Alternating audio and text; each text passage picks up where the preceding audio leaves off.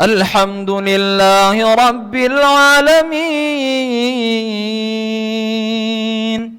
الرحمن الرحيم مالك يوم الدين إياك نعبد وإياك نستعين اهدنا الصراط المستقيم صراط الذين أنعمت عليهم غير المغضوب عليهم ولا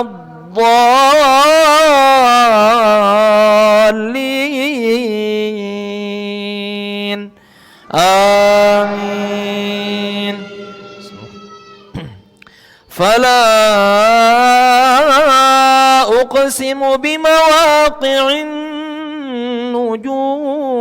النجوم وإنه لقسم لو تعلمون عظيم إنه لقرآن كريم في كتاب مكنون لا يمسه إلا المطهرون تنزيل من رب العالمين أفبهذا الحديث أنتم مدهنون وتجعلون رزقكم أنكم تكذبون فلولا إذا بلغت الحلقوم وأنتم حينئذ تنظرون ونحن أقرب إليه منكم ولكن لا تبصرون فلولا إن كنتم غير مدينين ترجعونها إن كنتم صادقين فأما إن كان من المقربين فروح وريحان وجنة نعيم وأما إن كان من أصحاب اليمين فسلام لك من أصحاب اليمين وأما إن كان من المكذبين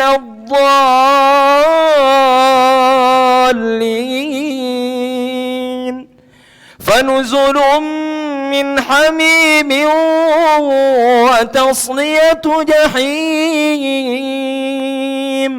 إن هذا لهو حق اليقين فسبح باسم ربك العظيم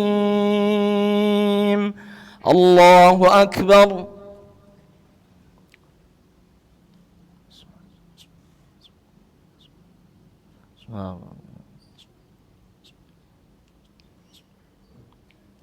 سمع الله لمن حمده الله أكبر.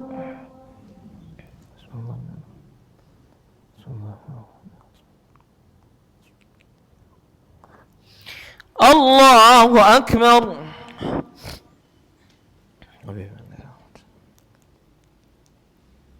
الله أكبر.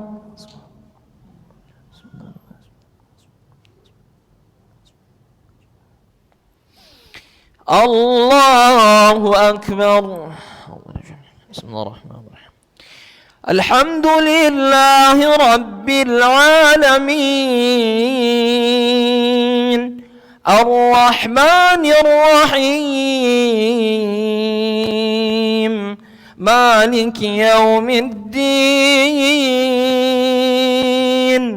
إياك نعبد وإياك نستعين اهدنا الصراط المستقيم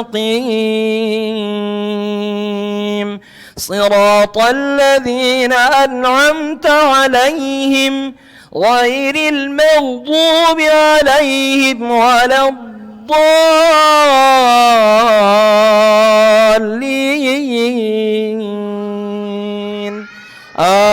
آمين. بسم الله الرحمن الرحيم. ألهاكم التكاثر حتى زرتم المقابر كلا سوف تعلمون ثم كلا سوف تعلمون كلا لو تعلمون علم اليقين لترون الجحيم ثم لترونها عين اليقين ثم لترونها عين اليقين ثم لتسألن يومئذ عن النعيم. الله أكبر.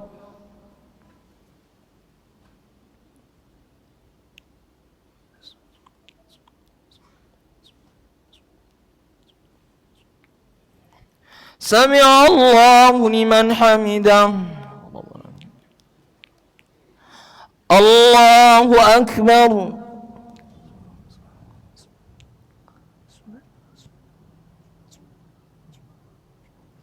الله أكبر.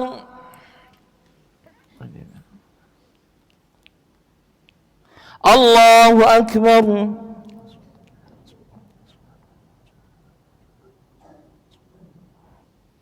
الله أكبر. الصلاة على النبي. أشهد أن لا إله إلا الله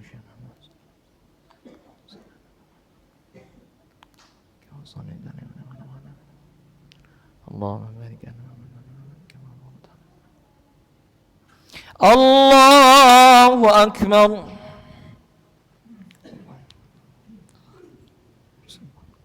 الحمد لله الرحمن الرحيم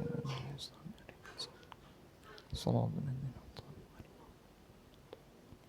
بسم الله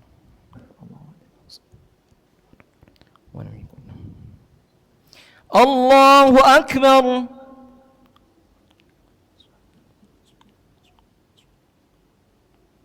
سمع الله لمن حمده. الله أكبر.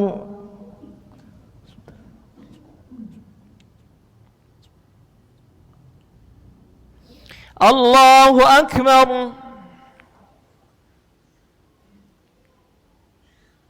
الله أكبر.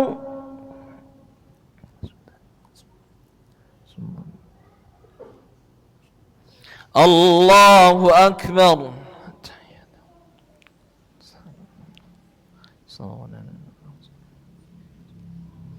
أشهد أن لا إله إلا الله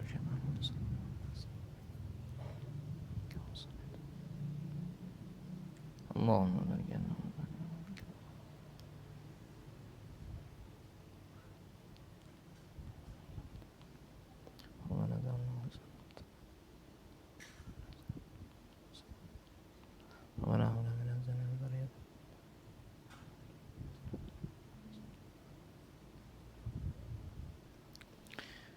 السلام عليكم ورحمة الله.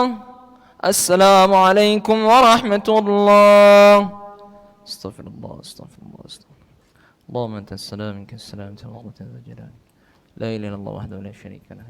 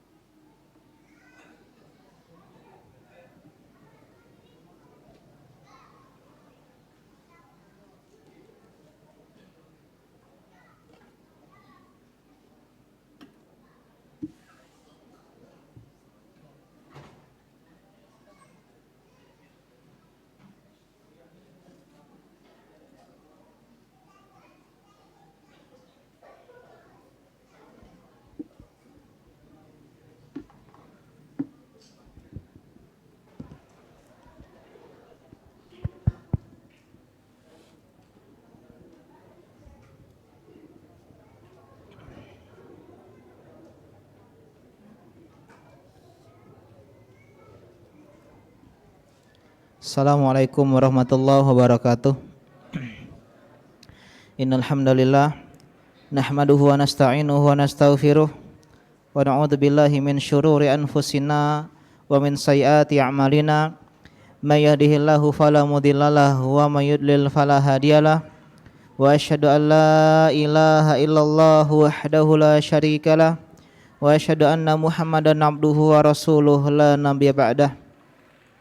Segala puji bagi Allah Subhanahu wa taala yang pada malam yang berbahagia ini Allah Subhanahu wa taala masih memberikan kita nikmat untuk mendapatkan banyak kebaikan. Dalam sebuah hadis Bukhari Muslim, Nabi sallallahu alaihi wasallam mengatakan, "Man yuridillahu bihi khairan yufaqihu fiddin." Barang siapa yang Allah inginkan kebaikan pada diri seorang hamba, khairan. Bagi teman-teman yang udah belajar ilmu nahwu, khairan ini tanwin. Dan tanwin itu isim nakirah. Dan ini fi siyaqi an asyarat, ya, dalam usul fikih dikatakan kalau ada bentuk nakirah fi siyaqi syarat ini yufidul umum. Mencakup makna umum. Artinya khairan di sini segala kebaikan. Dan siapa sih di antara kita yang tidak mau kebaikan dari segala aspek dan dari segala sisi? Memiliki rumah tangga yang baik, memiliki pencaharian harta yang baik, memiliki lingkungan tempat tinggal yang baik, memiliki kehidupan yang baik, akhir yang baik, anak-anak yang baik, orang tua yang baik, saudara yang baik. Semua kita pengen kebaikan. Dan bagaimana cara mendapatkannya? Yufaqihu fiddin. Allah akan memberikan kepemahaman terhadapnya di dalam agama. Dan kata para ulama, seseorang tidak akan mungkin menjadi faqih, paham, mengerti dalam urusan agama kecuali pengajiannya harus rutin. Kajiannya harus continue. Bukan sesuai dengan tema, bukan sesuai dengan ustadz. Kalau kita udah punya jalur rutin, badai, halilintar, hujan, terik matahari nggak akan bisa memundurkan langkahnya. Ini diantara cara agar kita mendapat kehidupan yang baik di dunia dan di akhirat adalah dengan cara memahami ilmu agama, dan ini tidak mungkin kita dapatkan kecuali kita continue, rutin, meskipun cuman sedikit.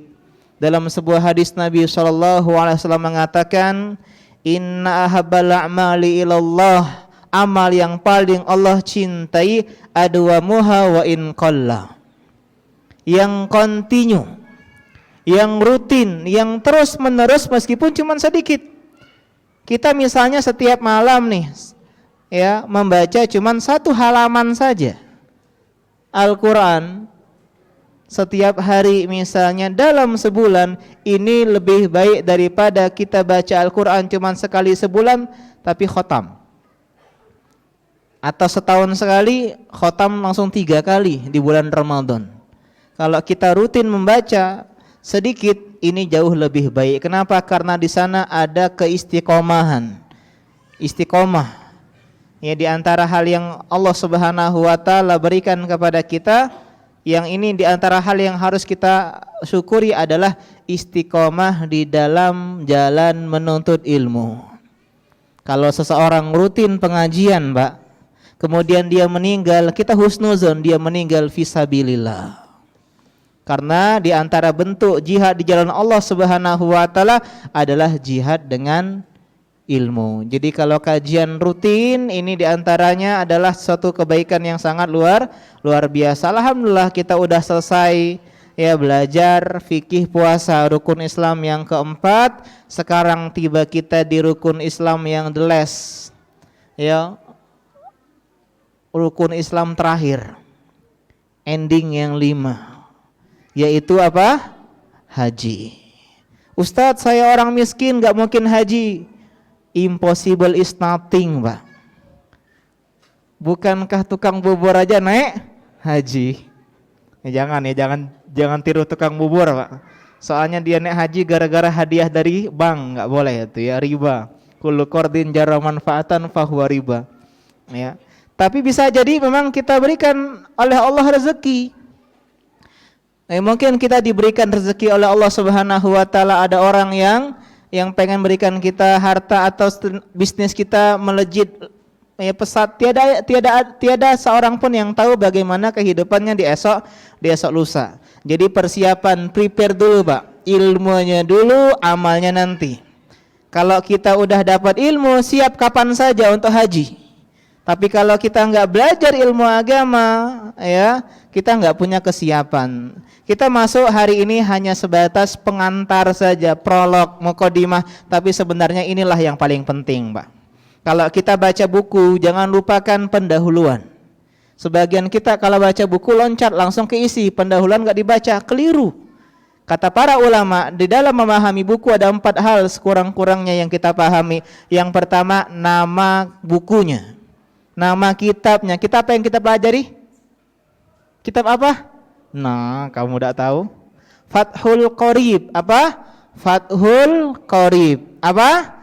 Fathul Qorib. Ini syarah dari matan Abi Syuja. Ini kitab kuning nih ya. Kalau kita bilang, kalian nih nggak pernah belajar kitab kuning, bilang kita belajar kitab kuning. Nggak percaya ini, lihat punya ustadznya kitab kuning. Ya, jadi sanad kita jelas bilang. Kemudian yang kedua pengarangnya, siapa pengarangnya? Iya, Muhammad bin Qasim Al-Ghazi atau singkatnya Al-Ghazi. Ini adalah Al-Bukhari, ada ya An-Nasai, ini Al-Ghazi. Siapa namanya? Al-Ghazi Muhammad ibn Qasim. Beliau seorang ulama madhab Syafi'i. Yang ketiga adalah kalau punya bukunya baca daftar isi, Pak. Baca daftar isi, kira-kira buku ini bahas apa? Oh, bahas fikih. Jangan kalau kalian punya permasalahan akidah bukanya Fathul Qorib, nggak nyambung. Karena kalian udah baca ternyata daftar isinya ini kita membahas masalah fikih, fikih salat, fikih zakat, puasa, haji dan seterusnya. Kemudian yang terakhir baca prolog atau yang kita kenal dengan muqaddimah, pengantar, madkhol. Ini penting, Pak. Ya, sebelum kita masuk ke dalam sesuatu buku, hendaklah kita baca yang namanya pendahuluan, pengantar, apa itu haji, apa keutamaan haji, sebelum kita terjun jatuh ke dalam fikih-fikih haji. Kalau fikih yang lain masih enak, Pak. Fikih sholat kita kerjakan, fikih zakat sebagian kita kerjakan, minimal zakat fitrah ya. Semua sudah berzakat semua, minimal zakat fitrah. Fikih puasa setiap bulan Ramadan kita berpuasa, tapi fikih haji kadang ngawang-ngawang. Karena kita belum pernah berhaji, tapi insya Allah kita praktekkan nanti, Pak ya. Ini jadi apa? Jadi itunya, jadi Ka'bahnya. Ya. Jadi insya Allah kita praktekkan nanti. Jadi teori sambil praktek. Ya, jadi workshop kita nih. Ya, belajar fikihnya dulu, teorinya nanti kita praktek. Dengan syarat tadi rutin biar nyambung. Kalau udah nggak rutin susah. Ya, kalau misalnya seandainya ada hajat, keperluan sehingga nggak hadir kajian, jangan lupa streaming minimal ya. Untuk apa? Untuk biar nyambung rantai keilmuannya. Ya, kita lanjutkan sekarang, kita masuk bab baru, Kitabu Al-Haji. Kitab tentang haji. Rukun Islam keberapa haji? 3 atau 4? 5. Qala al-mu'allif rahimahullah syarih ya Al-Ghazi, beliau mengatakan haji wa huwa lughatan al-qasdu. Haji secara bahasa artinya adalah al-qasd. Apa arti al-qasd? Tujuan, niat, kehendak. Ini secara apa? Secara bahasa, secara etimologi. Jadi kalau dikatakan saya pengen haji ke rumahmu, saya pengen ke rumahmu. Saya mau haji ke pasar, maksudnya saya hendak menuju pasar. Ya, kemana mau haji? Masya Allah. Maksudnya haji secara bahasa, Pak ya. Haji pergi ke suatu tempat, kehendak atau tujuan atau niat untuk mengunjungi suatu tempat. Ini maksud haji secara bahasa. Wa syar'an, dan secara syariat haji artinya adalah qasdul baitil haram linnusuk, hendak mendatangi Baitul Haram, Ka'bah, Masjidil Haram di Madinah atau di Mesir?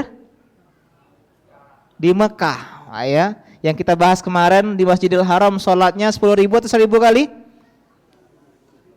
100.000 kali keutamaannya. Yang kemarin kehujanan nggak hadir mungkin nggak tahu ya. 100.000 kali dibandingkan sholat di masjid Imam Syafi'i. Ini 100.000 kali. Tapi kita bahas kemarin jangan sampai pulang dari haji, pulang dari umroh nggak pernah sholat lagi. Ngapo ulah 100.000 kali kebaik kamu 40 hari. Wah, jangan ya.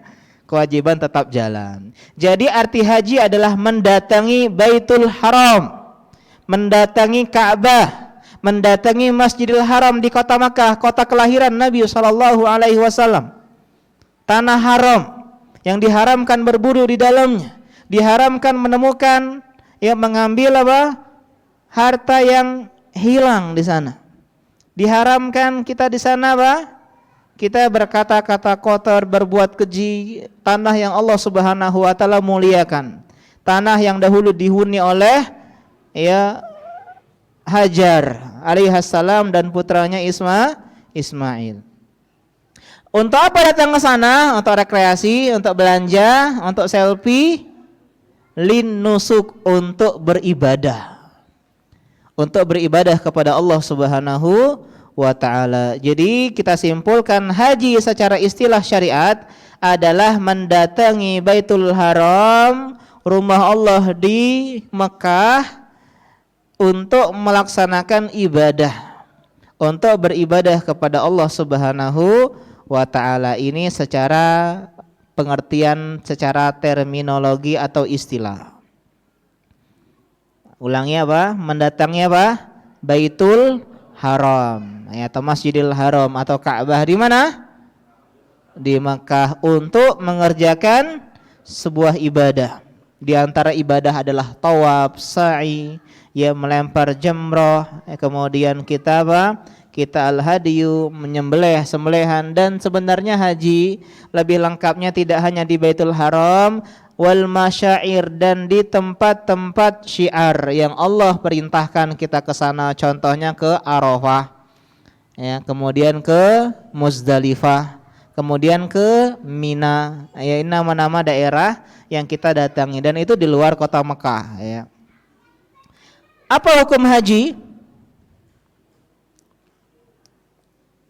Hukum itu ada 5, Pak. Ahkam taklifiyah khamsah. Wajib, sunnah, mubah, makruh, haram. Apa hukum haji? Wajib, fardu ain. Wajib kan ada 2. Fardu ain atau fardu kifayah? Fardu ain, wajib bagi setiap individu, wajib bagi setiap person. Apa dalilnya? Dalilnya ada dari Al-Quran, sunnah, dan ijma' para ulama. Yang pertama Al-Quran, Ali Imran ayat ke-97.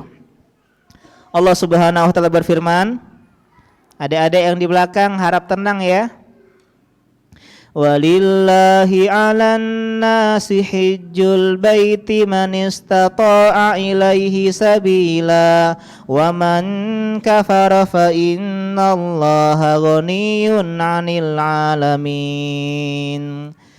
Kewajiban manusia terhadap Allah Subhanahu wa ta'ala adalah mengunjungi rumah Allah Subhanahu wa ta'ala bagi yang mampu melakukan perjalanan. Jadi haji ini wajib bagi yang mampu. Dan insyaallah minggu depan kita bahas mampu di sana apa? Apakah mampu secara harta saja? Apakah mampu secara fisik? Apakah mampu secara akomodasi, transportasi, konsumsi? Ataukah mampu secara mahram bagi seorang wanita? Ini kita akan bahas insyaallah. Apa mampu di sana? Yang jelas ala nas. Ala ini diantara tanda yang menunjukkan bahwasanya itu adalah kewajiban. Wajibun ala.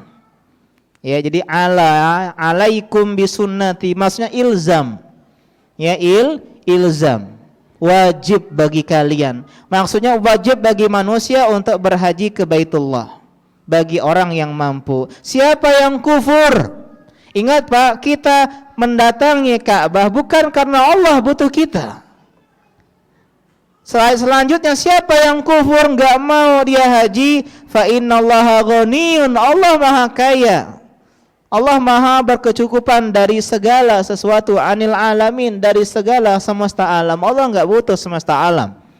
Allah enggak butuh kita datang kepada rumahnya, tapi kitalah yang butuh Allah Subhanahu wa taala dengan cara beribadah kepada Allah Subhanahu wa taala. Ini ayat ya yang menjadi dalil dasar wajibnya haji. Kalau dari sunnah siapa yang bisa baca? Yang udah pernah belajar hadis Arba'in Nawawi. Sini udah pernah hadis Arba'in Nawawi dibahas. Udah pernah kan?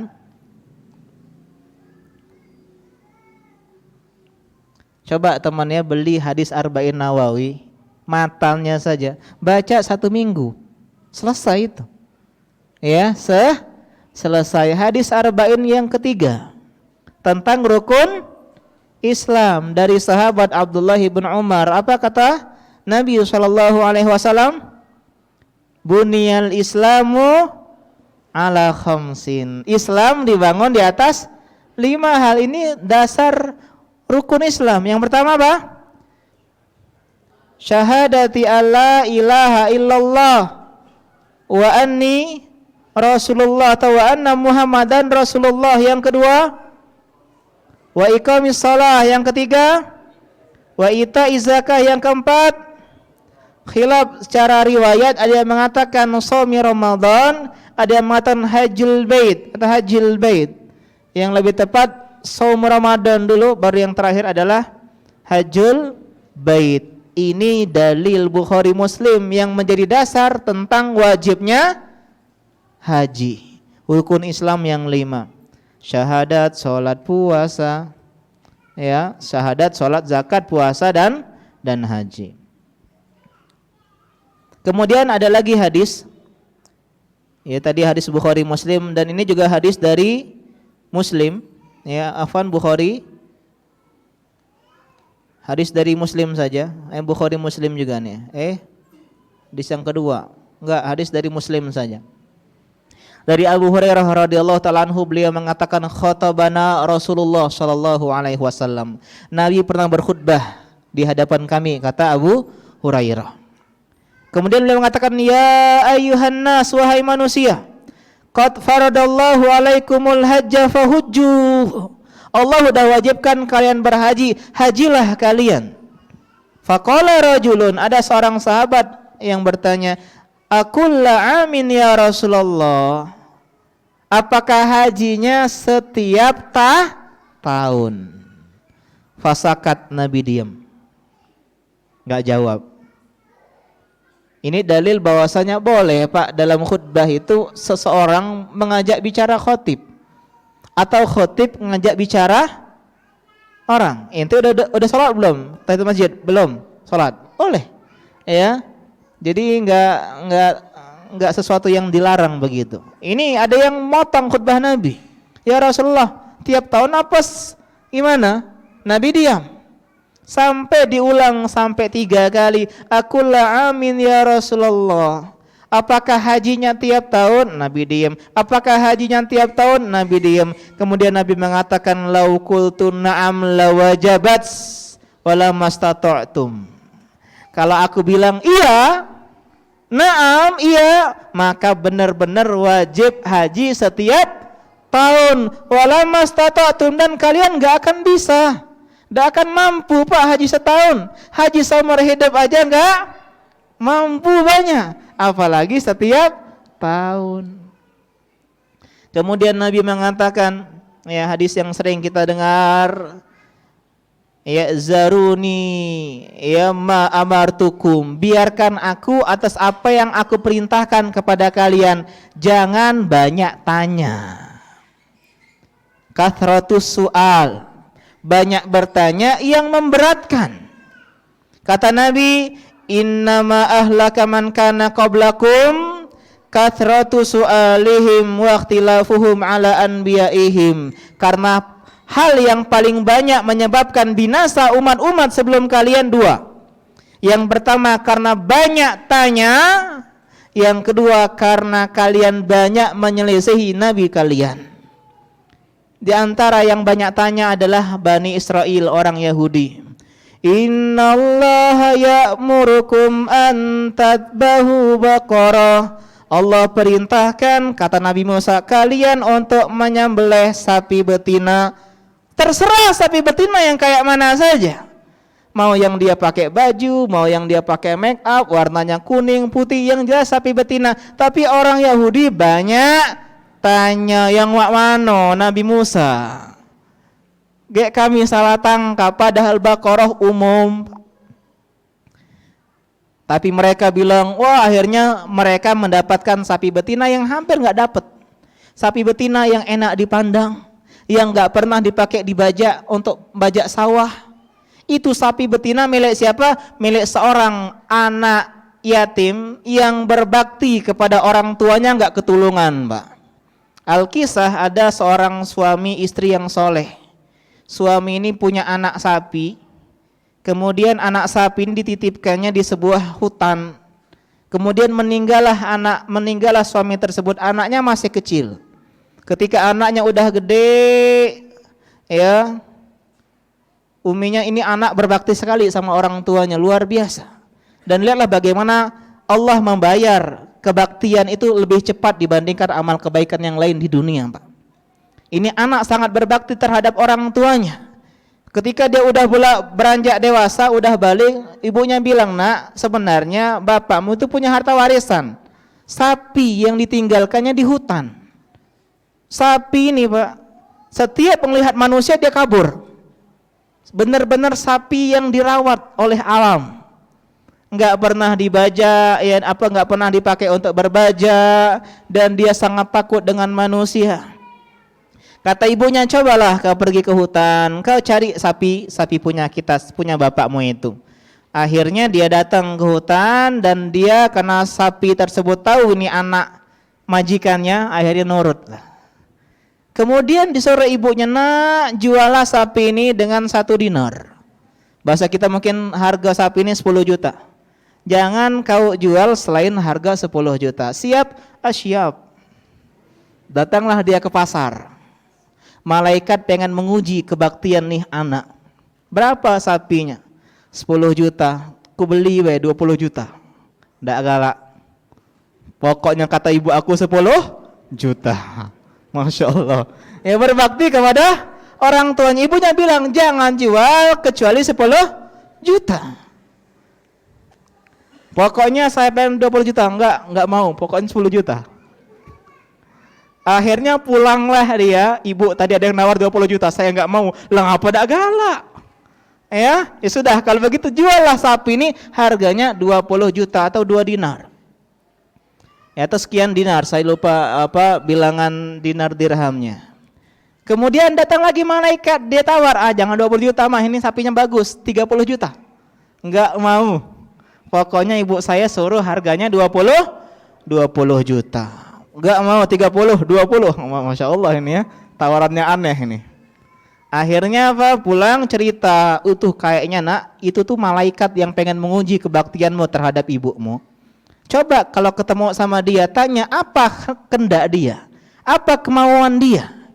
Didatengin, mau apa? Kata si malaikat, jangan kau jual sapi ini, karena sebentar lagi akan ada orang-orang Bani Israel yang akan mencari sapi warna kuning, enak dipandang, nggak pernah bajak sawah, pokoknya bagus sekali. Jangan kau jual, nak, kecuali dengan emas seberat sapimu.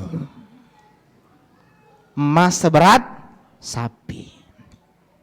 Ternyata inilah hukuman bagi orang-orang Bani Israel tadi yang banyak tanya tadi. Mereka banyak tanya, ngolar-ngilir kemana, sampai akhirnya mereka hampir nggak dapetin sama anak ini. Nah, ini sapi yang dimaksud Nabi Musa. Berapa kau jualnya? Emas seberat sapi. Waduh, pusing mereka. Akhirnya mereka sokongan, Pak, itu semua orang-orang Bani Israel untuk mencari tahu siapa pembunuh, ya, orang tersohor di tengah-tengah Bani Israel.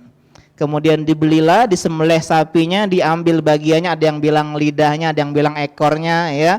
Dipukulkan ke mayatnya hidup atas izin Allah Subhanahu wa taala. Ditanya siapa yang membunuhmu? Membunuhnya adalah kerabatnya sendiri, kemudian dia mati lagi.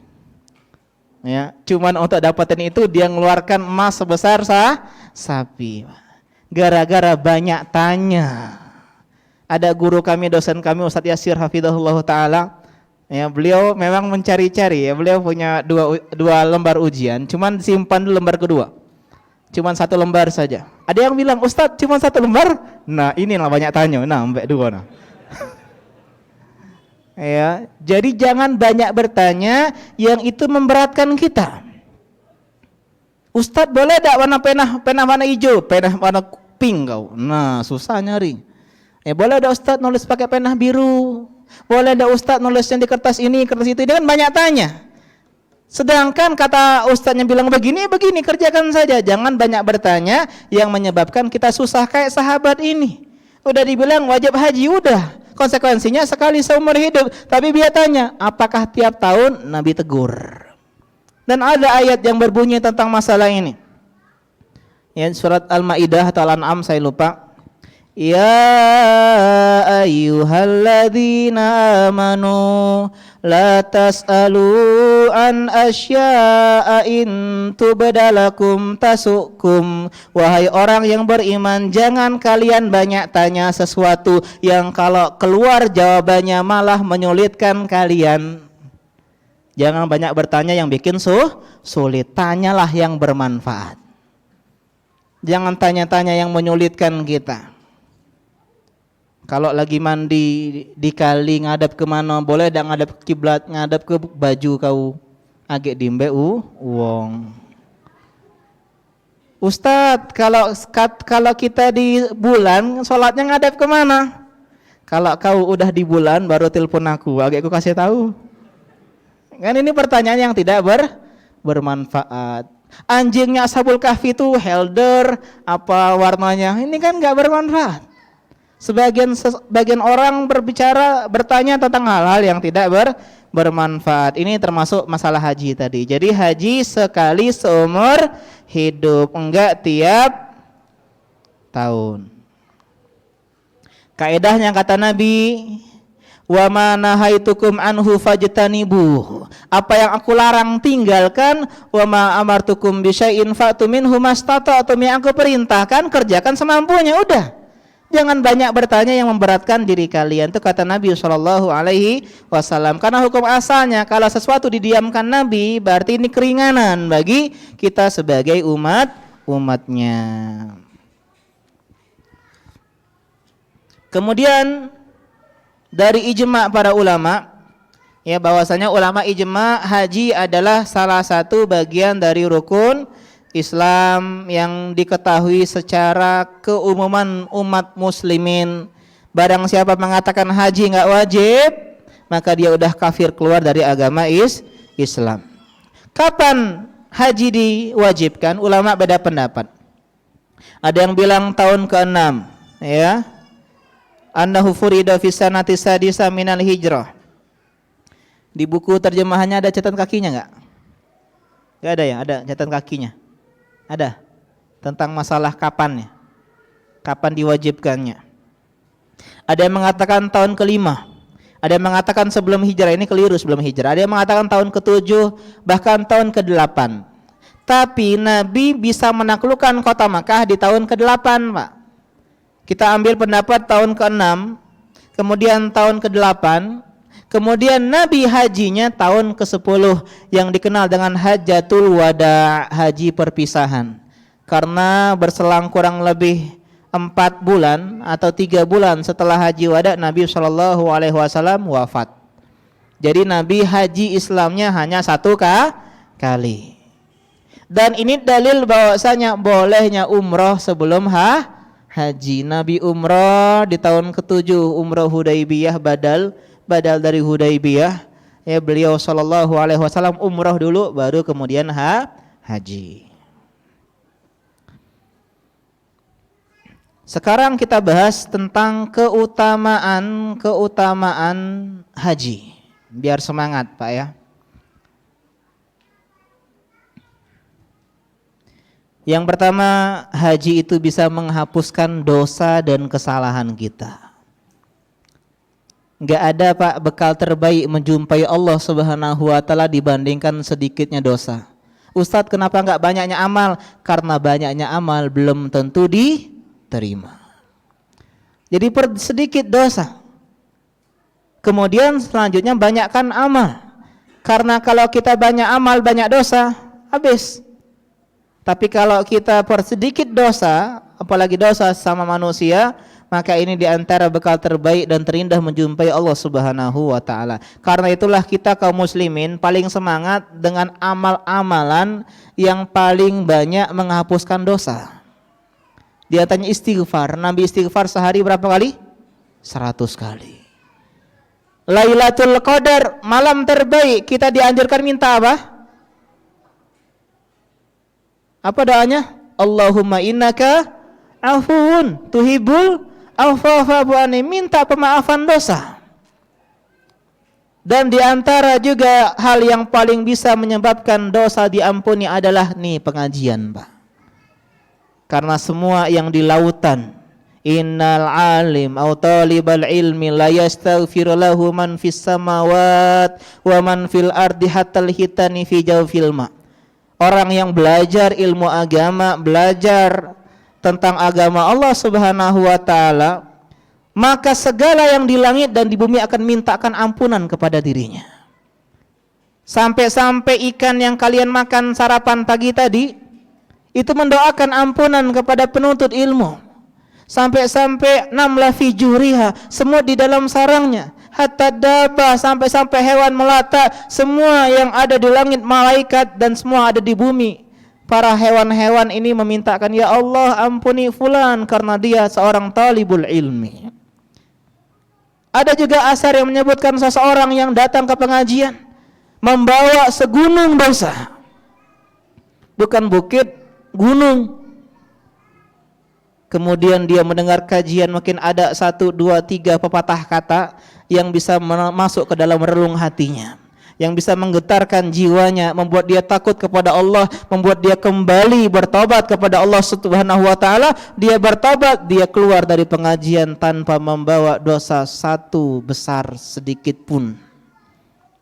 Ini keutamaan talibul ilmi atau talabul ilmi, belajar ilmu agama. Dan termasuknya adalah haji. Dalam sebuah hadis Bukhari Muslim, Nabi mengatakan, man hajja falam yarfuth walam yabsuk raja'a kayaumin waladathu ummuhu.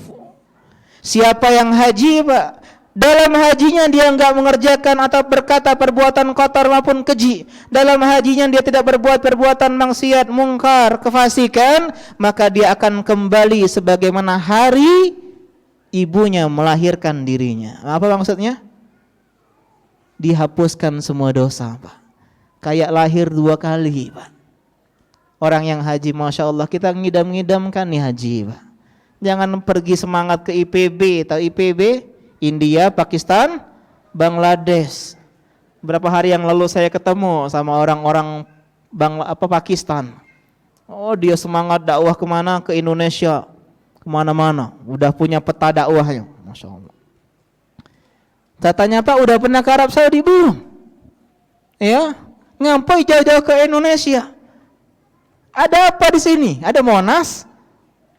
Ya, kenapa enggak kewajiban yang pertama kalau bisa safar jauh, Pak? Jangan lupa, mathabatan linnas. Allah bilang tempat kerinduan segala hati adalah Mekah. Orang yang umrah tiap tahun, Pak, tetap rindu sama Mekah. Orang yang hatinya ada keimanan rindu mengunjungi Baitullah, rumah Allah Subhanahu wa taala, menetes air matanya. Ini diantara tanda keimanan kita. Kita enggak pengen ke Manchester lihat ke Old Trafford lihat Manchester, ke San Siro lihat AC Milan, ke Highbury lihat Arsenal. Ya, ke apa lagi? Ya, Camp Nou lihat bersama orang. Enggak, tujuan kita adalah ke Mekah. Mekah. Di sana 100.000 melihat Ka'bah. Ya, sholat di depan Ka'bah, Masya Allah, getar hati kita pertama kali ke sana, Pak. Ya, semoga Allah mudahkan kita semua untuk mengunjungi rumah Allah Subhanahu wa taala. Anda enggak promosi ya. Ini hadis yang pertama. Hadis yang kedua, sahabat Amr bin As radhiyallahu taala anhu, beliau punya anak Pak namanya Abdullah bin Amr bin As, duanya sahabat dan beda umurnya 12 tahun. Dua beranak, bedanya 12 tahun. Bapak anak umurnya terpaut berapa tahun? Berarti bapaknya nikah umur berapa? 11. Antum berapa antum? Enggak ya. Masya Allah, dia sahabat Nabi umur 11 tahun udah nikah, umur 12 sudah punya anak. Jaraknya itu kayak kakak dan adik. Terpaut 12 tahun. Amr bin As datang sebelum Fathu Mekah, ingin berbaiat masuk ke dalam agama Allah Subhanahu wa taala. Sebelum baiat ditarik, enggak jadi salaman sama Nabi. Nabi, saya minta syarat. Saya pengen masuk Islam tapi saya ajukan satu syarat. Apa syaratnya? Allah ampuni segala dosa-dosaku. Apa kata Nabi SAW? Ama alim ya Amr. Kau enggak tahu hai Amr, annal Islam yahdimu ma qablahu. Islam menghapuskan segala dosa di masa lalu. Ronaldo masuk dalam Islam, hapus semua Pak dosa-dosanya. Itulah semangat harusnya orang yang kafir masuk ke dalam agama Islam. Jangan tunggu-tunggu. Jangan nunggu tabligh akbar baru masuk Islam. Ya. Jangan nunggu kajian. Masuk Islamlah ketika kita pengen masuk Islam. Adapun di pengajian itu pengenalan saja. Alhamdulillah saudara kita ini masuk Islam. Udah pagi tadi sama temannya. Sekarang kita perkenalan saja siapa namanya, begitu. Jangan nunggu kajian baru masuk Islam. Kemudian selanjutnya kata Nabi, wa annal hijrata tahdimu ma qablaha. Hijrah dari Makkah ke Madinah ini menghapus dosa yang lalu. Dan yang terakhir, annal hajja yahdimu ma qablahu, bahwasanya haji menghapus segala dosa yang telah lalu. Masya Allah. Ya, semangat balik ini buka tabungan ya. Buka tabungan 5 juta. Tetap lagi Kak ya. Semoga Allah mudahkan. Ya, kita break sebentar azan. Ya, kita dengar dan kita jawab azan. Subhanaka Allahumma bihamdika asyhadu alla ilaha illa anta astaghfiruka wa atubu ilaik. Wassalamualaikum warahmatullahi wabarakatuh.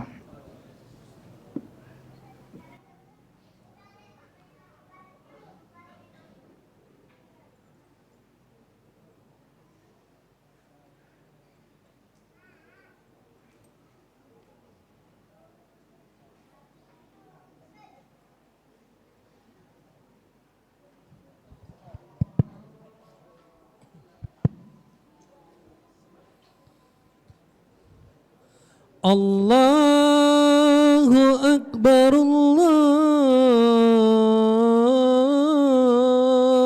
Akbar, Allahu Akbar, Allahu Akbar. Ashhadu an la ilaha illallah.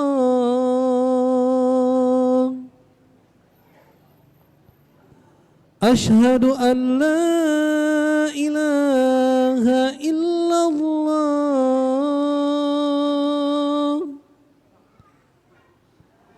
Ashhadu anna Muhammadar Rasulullah.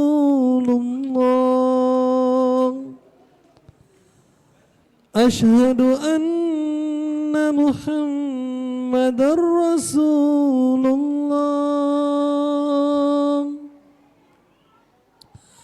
Hayya 'alas salat.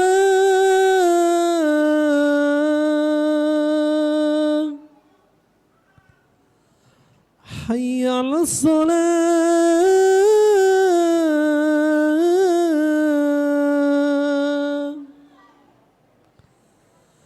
Hayya 'alal falah.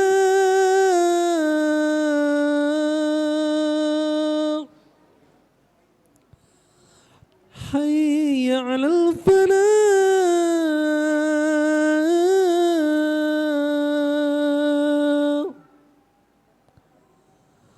Allahu Akbar, Allahu Akbar. لا إله إلا الله.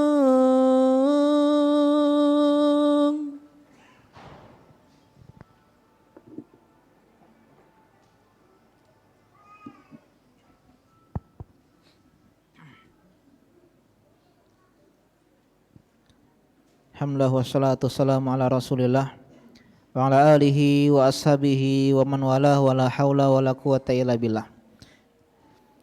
Hadis yang lagi-lagi berbicara tentang keutamaan haji, bahwasanya haji bisa menghapus dosa adalah hadis Nabi sallallahu alaihi wasallam, tabi'u bainal haji wal umrah. Ya, haji dan umrahlah kalian, fa innaha yanfiyani dzunuba wal faqra. Karena haji bisa menghilangkan dosa-dosa dan kefakiran. Jangan takut miskin gara-gara haji, enggak. Justru Allah Subhanahu wa taala akan menghilangkan kefakiran, kemiskinan dalam hidup kita. Kapan?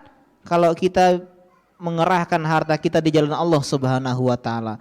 Teman-teman, terkadang kita ini masih pelit untuk berinfak di jalan Allah Subhanahu wa taala, termasuk berinfak fi talabil ilmi. Beli buku, malas. Beli bensin untuk ke pengajian, malas. Padahal enggak sia-sia itu. Itu adalah termasuk infak fisabilillah. Kalian beli kuota untuk streaming kajian, itu enggak sia-sia. Kalian beli kitab, kalian beli buku, itu termasuk jihad dengan harta-harta kalian. Kadang kita kan enggak tahu, kita itu taunya infak itu hanya mengasih celengan masjid. Enggak. Termasuk juga infak adalah ketika kita salurkan harta kita untuk membantu kita belajar ilmu agama. Maaf Pak, misalnya ada sekolah yang mahal, sekolah agama, ya Ustadz mahal sekali Ustadz, sekian juta. Coba pahami, itu bukan cuman sekedar untuk ya ustadznya atau untuk apa, itu termasuk infak fisabilillah. Pembangunan pondok butuh biaya yang besar, sehingga mungkin ijtihad para yayasan atau pengurus pondok dinaikkan SPP atau uang pangkalnya. Untuk apa? Termasuk dalam rangka menolong ya adanya pendidikan Islam di kota kita. Kadang kita kalau masalah pulsa ya, berapa sekali sebulan kalian beli kuota? Mungkin ada yang 100.000 ya, ada yang 200.000, itu nggak pernah ngerasa berat. Tapi kenapa untuk beli buku saja, buku terjemahan nih Fathul Qorib, berapa harganya itu? 100 ya? Itu untuk berapa tahun terpakai? Udah 2 tahun kita kaji kitab itu. Bertahun-tahun kepake, ilmunya abadi. Karena itulah diantara tanda kalau kalian seorang talibul ilmi sejati, kalian suka beli buku. Bukan gara-gara saya penjual buku, bukan, modus itu berarti. Tapi gara-gara memang kita harus belajar untuk membiasakan hati kita untuk bersedekah di jalan Allah Subhanahu wa taala. Tidak ada istilahnya sedekah mengurangi harta. Kata Nabi, "Mana qasat shadaqatun min mal." Sedekah tidak pernah mengurangi harta. Haji, Ustadz mahal, berapa haji sekarang? 50 juta. Itu enggak sia-sia. Ya enggak sia-sia Pak. Kalian umrah 25 juta atau lebih, enggak sia-sia kalau kita ikhlas karena Allah Subhanahu wa taala. Allah akan berikan gantinya dengan sesuatu yang tiada kita sangka. Itu bagian dari takwa. Wa may yattaqillaha yaj'al lahu makhraja wa yarzuqhu min haitsu la yahtasib. Allah berikan rezeki dari arah yang tidak kita sangka dan duga-duga. Kemudian kata beliau, kama yanfil kir khabasal hadidi waz zahab wal fiddah, sebagaimana api, ya apinya tukang besi, blacksmith, itu menghilangkan kotoran-kotoran yang ada di besi, Pak. Ya kadang dilas gitu ya, menghilangkan kotoran ya dari besi dan juga dari emas maupun dari perak. Kemudian yang kedua, yang pertama tadi apa keutamaan haji? Menghapus dosa. Yang kedua adalah sababun lil itqi minan nar, sebab kita dibebaskan, terhindar dari neraka, dan sebab masuk ke dalam surga Allah Subhanahu wa taala. Kata Nabi sallallahu alaihi wasallam, ma min yaumin akthar an yu'tikallahu fihi 'abdan minan nari min yaumi Arafah Wa innahu la yadnu thumma yubahi bihimul malaikah. Tidak ada hari yang Allah lebih banyak membebaskan hambanya dari api neraka, memasukkannya ke dalam surganya dibandingkan hari Arafah ketika para jamaah haji wukuf berkumpul di Arafah. Kita bisa lihat dari helikopter ya. Fotonya itu Masya Allah, semuanya putih Pak. Itu adalah miniaturnya padang mahsyar. Ya, padang mahsyar. Ada yang tinggal di Muzdalifah, tidur di sana malam lebaran. Di Muzdalifah itu enggak pernah hujan, enggak beratapkan atapnya langit. Miniatur kita di padang mahsyar. Perjalanan religi yang luar biasa itu haji. Kalau umrah mungkin cuman nggak nyampe 1 jam, satu hari nggak nyampe 24 jam umrah itu.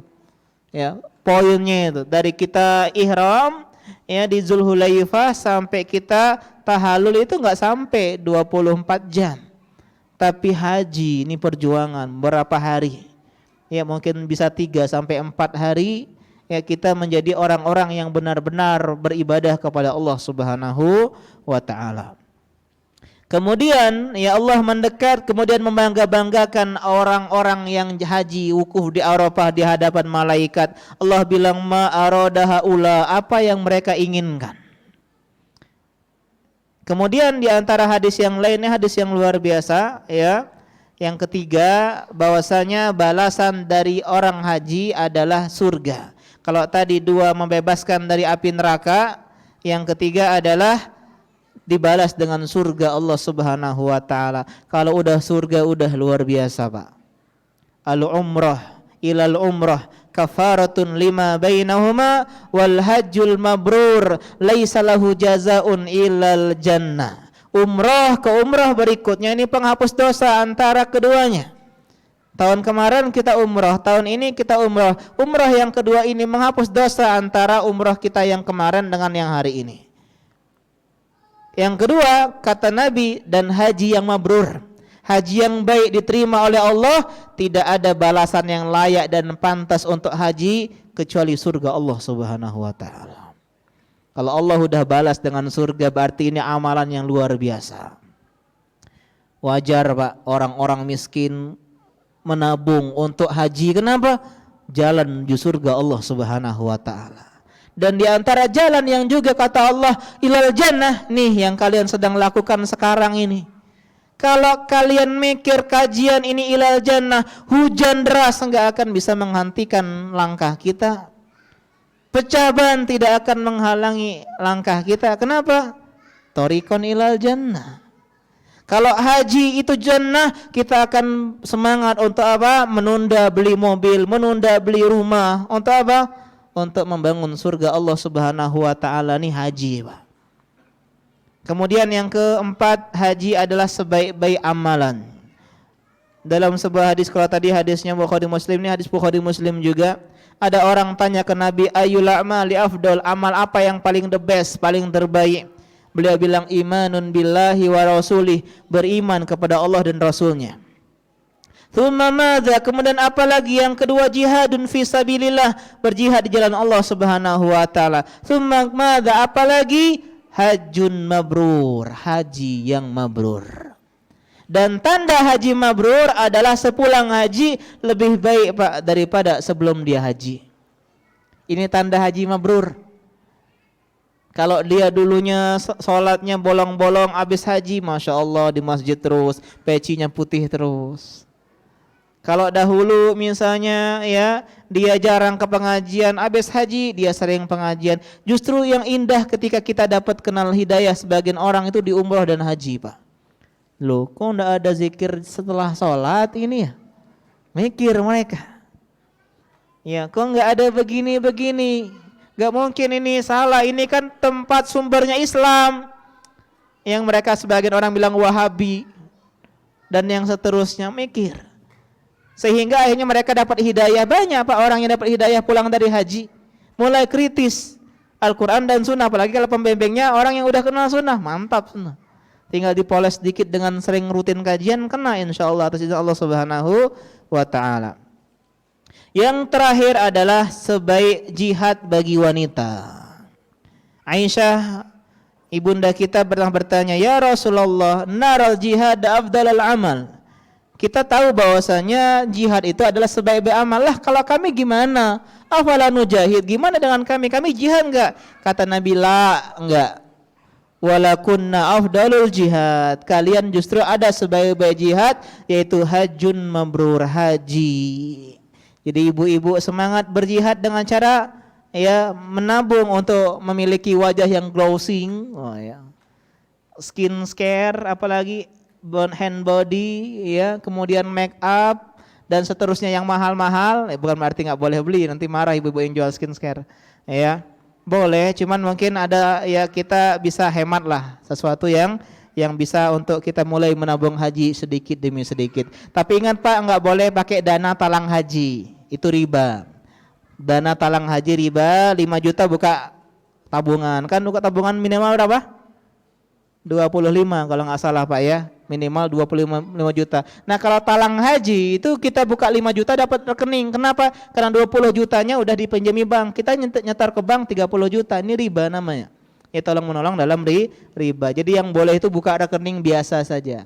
25 juta buka rekening di bank boleh. Ya atau kalau punya uang langsung haji plus ini boleh Pak. Ya haji plus langsung ya, berapa juta itu. Ya semoga Allah mudahkan rezeki teman-teman semuanya. Kemudian juga dalam sebuah hadis Nabi mengatakan al-ghazi fi sabilillah wal haji wal mu'tamir wafdullah. Orang yang berjihad di medan perang dan orang yang haji maupun umrah ini adalah tamu Allah, utusan Allah Subhanahu wa taala. Da'ahum fa'ajabuhu. Allah yang mengajak mereka, yang mengundang mereka, yang memanggil mereka, mereka datang. Sehingga balasannya wasaluhu fa'atahum, apa yang mereka pinta Allah akan berikan kepada mereka. Ini luar biasa, ya. Jadi semangat kita untuk membela agama Allah Subhanahu wa taala dengan cara apa? Semangat nih mengamalkan hal-hal yang wajib maupun hal-hal yang sunnah. Ya. Ini tanda kita cinta kepada Nabi sallallahu alaihi wasallam, Pak. Termasuk haji. Mengikuti Nabi haji kita haji. Bukan hanya cinta Nabi itu hanya bulan ini, Pak. Bulan apa ini? November, Rabiul Awal. Kenapa cinta Nabi didengungkan hanya di bulan ini saja? Apakah kita enggak cinta Nabi di bulan Safar kemarin, bulan Muharram kemarin, bulan Zulqa'dah, Zulhijjah kemarin? Enggak. Seorang anak enggak pernah taat sama orang tuanya, disuruh beli di warung dia enggak mau, disuruh jangan pulang malam dia malah begadang di luar. Tapi ketika ibunya ulang tahun, happy birthday mom. Apakah dibilang ini adalah orang yang cinta sama orang tuanya? Enggak. Karena cinta bukan dilihat dengan ucapan selamat tahun, ulang tahun, selamat ya hari burung, happy birthday. Dan seterusnya, enggak. Justru Nabi SAW enggak tahu Pak lahirnya kapan. Para ahli sejarah beda pendapat. Bulannya aja nggak jelas, tahunnya aja nggak jelas. Yang jelas tahun gajah, nggak tahu bulannya bulan apa. Ada yang mengatakan bulan Rabiul Awal, ada yang bilang selainnya, bahkan tanggalnya ada yang bilang tanggal 12, ada yang bilang tanggal 9, dan ini yang dikuatkan oleh para ahli sejarah, tanggal 9 Rabiul Awal. Adapun 12 Rabiul Awal itulah hari wafatnya Rasulullah sallallahu alaihi wasallam. Apa yang kalian sedang rayakan? Kematian Nabi sallallahu alaihi wasallam. Dan ini enggak pernah dikenal Pak oleh sahabat Nabi. Abu Bakar paling cinta sama Nabi. Umar bin Khattab paling cinta sama Nabi, pengen mereka dimakamkan di samping kuburan Nabi sallallahu alaihi wasallam. Tapi mereka nggak pernah merayakan Maulid Nabi sallallahu alaihi wasallam. Apalagi Aisyah istri Nabi, Fatimah yang 6 bulan sepeninggal Nabi masih hidup, keluarga Nabi, cucu Nabi, Hasan Husain nggak pernah Maulid Nabi. Bahkan Nabi sendiri pun ketika beliau, ya Ustadz gimana dengan Nabi puasa Senin, itu harinya dan tidak pernah dipraktekkan oleh sahabat-sahabat yang lain, khusus beliau. Merayakan hari lahirnya hari Senin, Seninnya per minggu Pak, bukan cuma per tahun sekali. Apalagi sekarang orang yang ku cinta sama Nabi alergi dengan hal-hal yang udah menjadi bagian dari Islam. Cadar. Dibilang budaya Arab, enggak. Budaya Arab kita bahas beberapa kali di sini adalah penutup kepala yang memperlihatkan leher. Ya ayuhan nabi qul li azwajik wa banatik wa nisa'il mu'minin, ya, untuk menurunkan, menjulurkan pakaian mereka, menutupi dada-dada mereka, badan-badan mereka, sehingga tertutup. Lihat tafsirnya Al-Ahzab 59. Kata para ulama itu maksudnya adalah cadar. Bahkan sebagian tafsir mengatakan matanya cuma satu, bukan dajjal. Ini bilang nggak ada dalil Al-Quran dan Sunnah Nabi. Subhanallah. Istri-istri Nabi semua bercadar, cingkrang, ya. Sepakat ulama cingkrang itu bagian dari Islam, termasuk mazhab Syafi'i. Hanya mereka beda pendapat hukumnya apa cingkrang itu. Isbal itu hukumnya apa? Ada yang bilang haram, ada yang bilang makruh. Yang haram kalau sombong. Ini pendapatnya Imam Nawawi, Ibnu Hajar Asqalani, ulama Syafi'iyah mengatakan haram kalau sombong. Kalau nggak sombong makruh. Apa itu makruh? Dibenci. Artinya yang nggak isbal lebih baik daripada yang isbal. Loh, kok bisa orang ini mengharamkan yang merupakan lebih baik daripada isbal? Cingkrang. Cadar bagian dari Islam. Ulama sepakat mazhab yang 4. Hanya beda pendapat itu wajib atau sunnah. Mereka sepakat bagian dari Islam. Syafi'iyah sebagian mengatakan aurat wajah dan telapak tangan, sehingga cadar nggak wajib.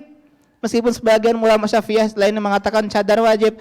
Intinya kita ini masih jauh dari mencintai Rasulullah. Pakaian Nabi sepakat, Pak, pertengahan betis pakaian Nabi itu. Bukan cingkrang setengah betis.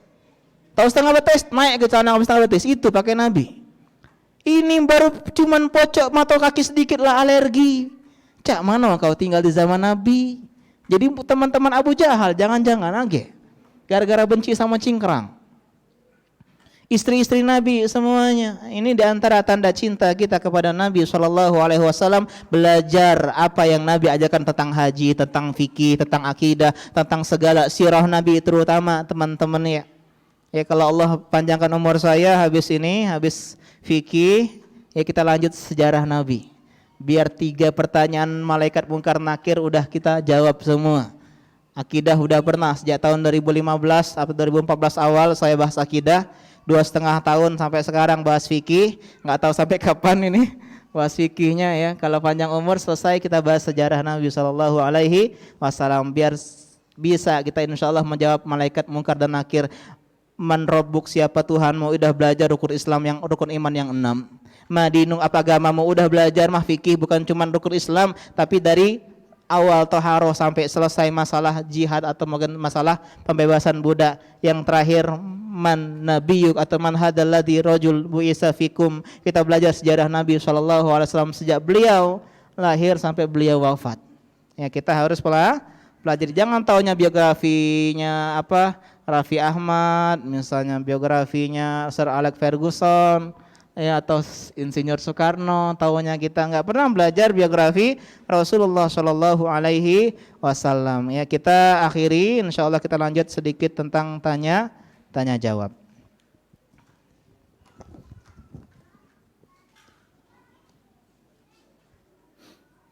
Apakah gelar haji itu harus disebutkan? Nggak ada gelar haji ya. Kenapa di Indonesia gelar haji? Karena dulu haji naik kapal, Pak. Bukan naik pesawat, naik kapal. Mungkin perjalanan itu setengah tahun. Kapalnya dari Sulawesi sana. Dan ingat, yang haji zaman dulu cuma 2. Siapalah kira-kira? Uang kayo jelas. Yang kedua? Pedagang uang kayo. Ulama, Pak. Ulama dan orang kaya. Jadi kalau kita haji itu naik kapal itu ulama enggak loh itu. Buka pengajian di kapal. Jadi 6 bulan tuh belajar, wajar balik haji dipanggili haji karena ilmu agamanya mumpuni. 6 bulan pergi, 6 bulan balik, setahun mondok dia. Zaman sekarang haji plus berangkat cuma 3-4 hari, yang wajib bayar dam malah sebagian bayar denda-denda saja, nggak ke Musdalifah ke hotel bayar bayar kambing orang kaya. Pulang-pulang mau marah-marah, nggak disebut depannya. Kau tahu tak berapa aku bayar ini? Cak itu katanya. Ada yang seperti ini, Pak. Ini takutnya riya kita itu jadi hajinya hanya strata sosial. Nggak dianggap orang kaya kalau nggak haji, ini salah. Seperti sekarang kan begitu. Ya haji itu seolah-olah strata sosial. Orang kaya itu kalau haji, kalau belum haji belum kaya. Ini salah niatnya. Boleh minta ruqyah kepada ahlinya, makruh minta ruqyah ya. Takutnya nggak dapat keutamaan sab'una alfa ya, 70.000 orang yang yadkhulunal jannah bila hisab wala azab, masuk surga tanpa transit di neraka, Pak, langsung tanpa hisab tanpa azab.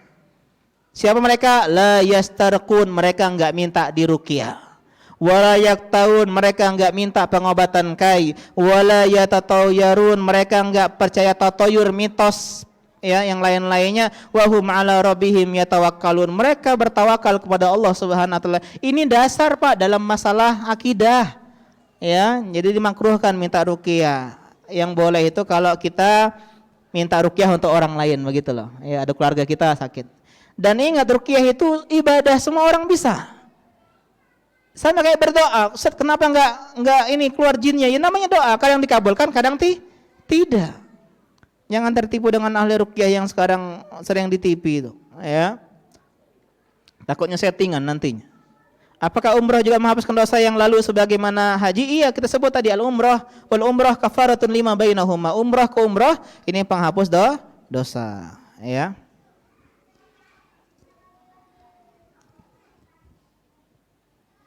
Dari mana aku mulai beragama yang benar? Dari mana aku harus berubah? Apa yang harus pertama aku perbaiki? Apa yang harus utama aku pelajari? Ya, pertama mulai ya dari kewajiban yang paling dasar adalah mentauhidkan Allah Subhanahu wa taala. Yang punya jimat, lepaskan jimatnya. Man 'alaqa tamimatan faqad asyrak. Siapa yang punya jimat berbuat syirik. Yang masih hobi baca ya ramalan bintang, man ataka hinan aw arafan lam tuqbalahu salatun arba'ina lailah. Yang datang ke dukun, peramal, orang tidak pintar, orang tidak normal, ya maka tidak terima salatnya 40 hari. Ini dulu. Jangan minta kepada selain Allah Subhanahu wa taala. Jangan mendatangi kuburan untuk meminta-minta. Kemudian perbaiki salat. Ya, salat kita yang 5, dan yang kemudian lanjutnya adalah pengajian akidah dulu.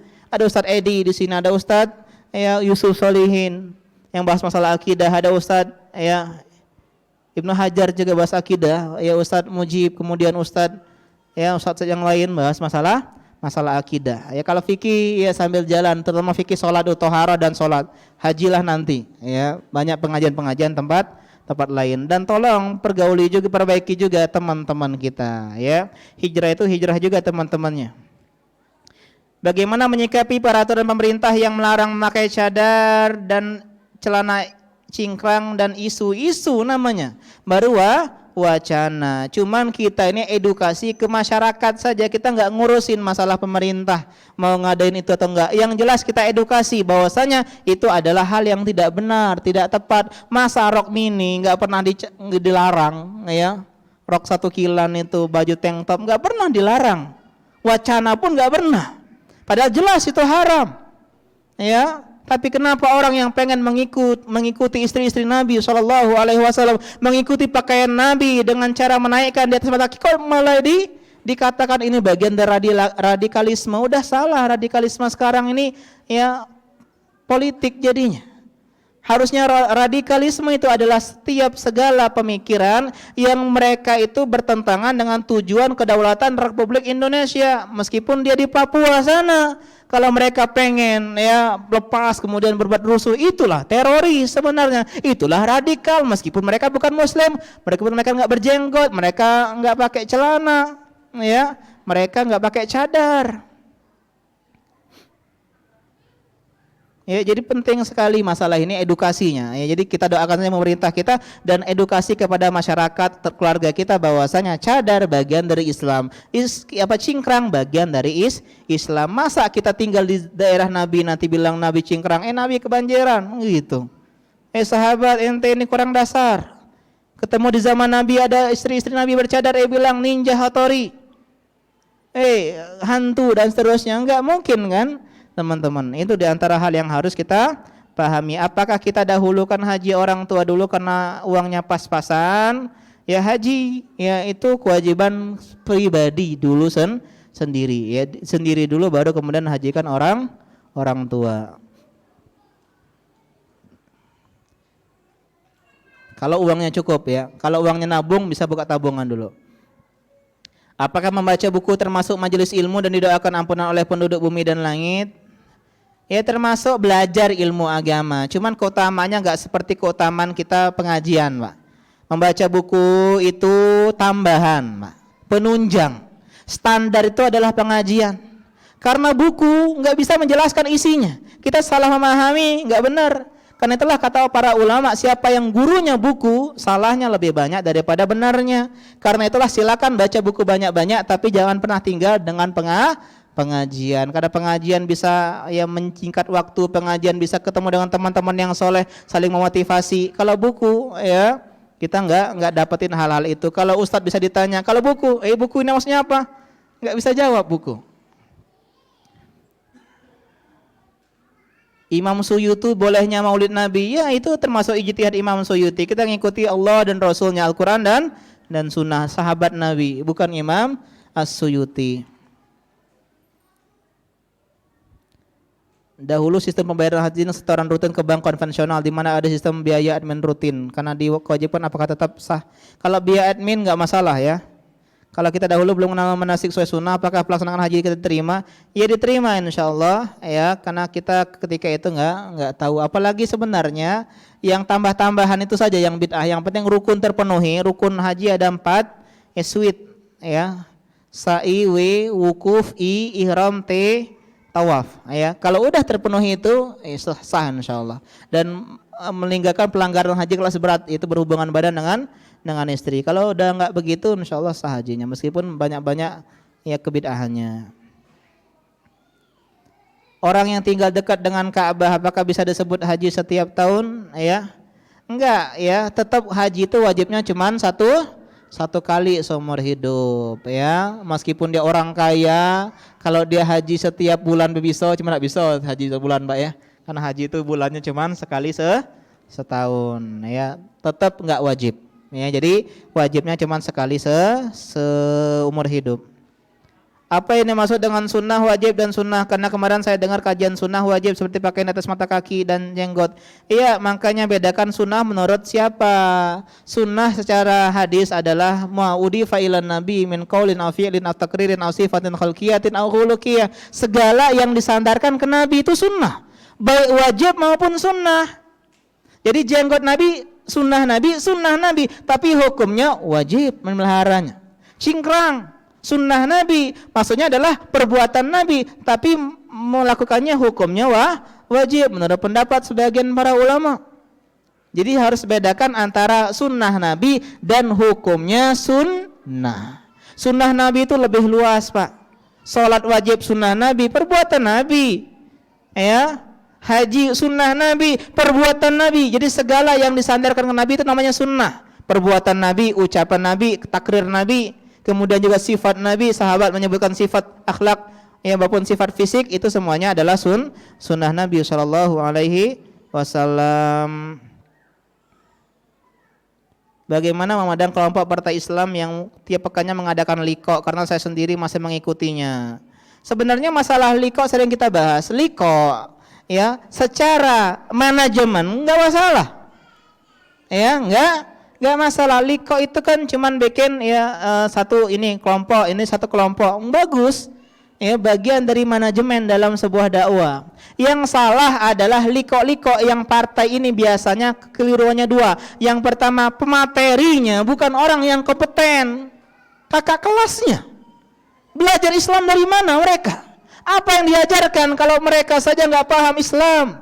Mereka malah mengajak kita untuk membenci pemerintah, menghasut pemerintah. Ini salah partai seperti ini. Yang kedua, intinya apa yang disampaikan? Apakah mengajarkan bagaimana menjadi orang yang bertauhid kepada Allah? Enggak. Intinya tagut jibet, orang yang faman lam yahkum bima anzalallah faulaika humul kafirun. Yang enggak berhukum dengan sunnah kafir. Polisi tagut. Ya, tegakkan daulat dan seterusnya, itu intinya. Enggak pernah dakwah tauhid, padahal dakwah utama adalah tauhid. Enggak pernah mendakwakan syirik. Masalah fikih sedikit sekali dibahas, enggak pernah bahas fikih haji mereka. Ya, jadi saran saya tinggalkan pengajian seperti ini demi Allah Subhanahu wa taala. Banyak teman-teman kita yang dulu mengikut kajian seperti mereka dan kalian mungkin salah satu korbannya dulu. Dan kalian bahagia bisa meninggalkan itu semua.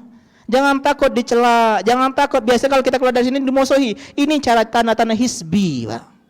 Kalau kalian tidak pengajian di Syafi'i, tapi pengajian di Bakti, pengajian di mana, misalnya di DPRD, di Raiyah, kita enggak benci. Kau ini tidak teman-teman, enggak. Karena masih sunnah. Tapi mereka ini kalau enggak kajian di halakoh liqah mereka, kayak kita keluar dari agama Islam. Buktikan enggak percaya, enggak pengajian gitu, enggak lagi aku dah liqah. Kau sesat. Ya itu langsung. Padahal nggak wajib kajian di sana, kan kajian banyak. Yang jadi teman-teman hati-hati dari seperti ini. Tinggalkan ya, bagi yang bertanya insya Allah nggak rugi. Insya Allah nggak rugi. Kita akhiri. Subhanaka Allahumma wa asyhadu an la ilaha illa anta astaghfiruka wa atubu ilaik. Wassalamualaikum warahmatullahi wabarakatuh.